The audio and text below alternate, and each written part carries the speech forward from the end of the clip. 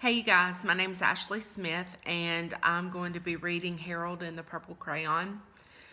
And this is real life and I have a dog. So if you guys hear her in the background, I'm so extremely sorry. Harold and the Purple Crayon by Crockett Johnson.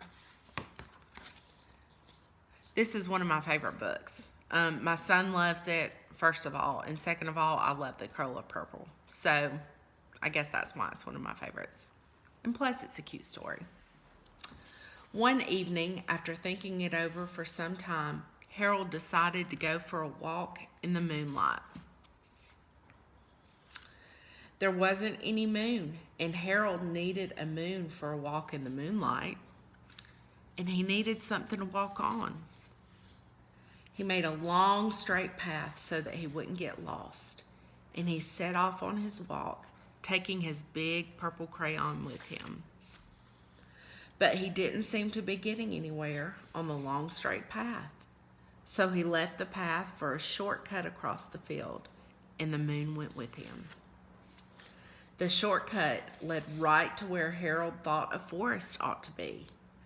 He didn't want to get lost in the woods, so he made a very small forest with just one tree in it.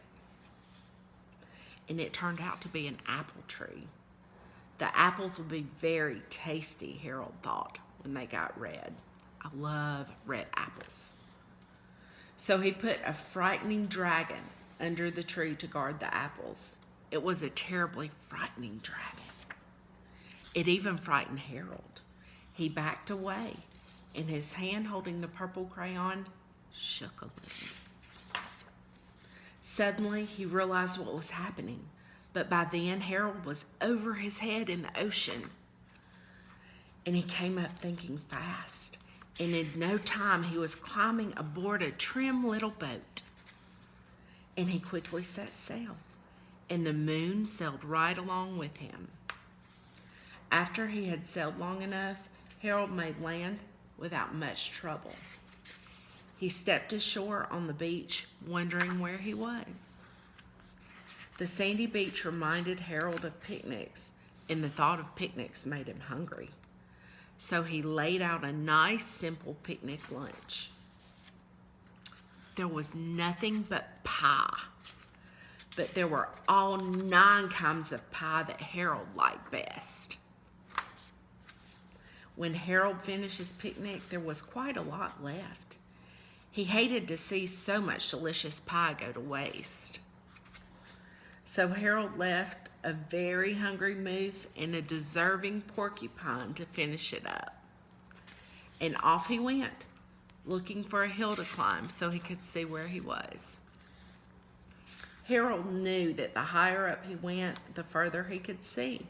So he decided to make the hill into a mountain. If he went high enough, he thought, he could see the window of his bedroom. He was tired and he felt like he ought to be getting to bed. He hoped he could see his bedroom window for the top of the mountain. Sounds like he was getting worried.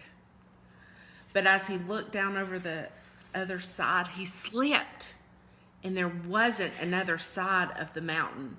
He was falling in thin air. But luckily, he kept his wits and his purple crayon. He made a balloon and grabbed onto it. He's so smart. And he made a basket under the balloon big enough to stand in. He had a fine view from the balloon, but he couldn't see his window. He couldn't even see a house. So he made a house with windows, and he landed the balloon on the grass in the front yard.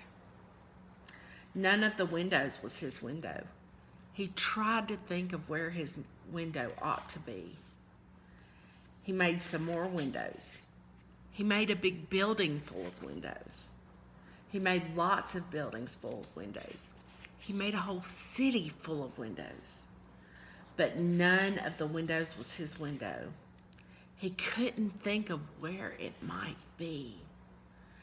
So he decided to ask a policeman. That was smart. The policeman pointed the way Harold was going anyway, but Harold thanked him. And as he walked along with the moon, wishing he was in his room and in his bed, and suddenly Harold remembered. He remembered where his bedroom window was when there was a moon.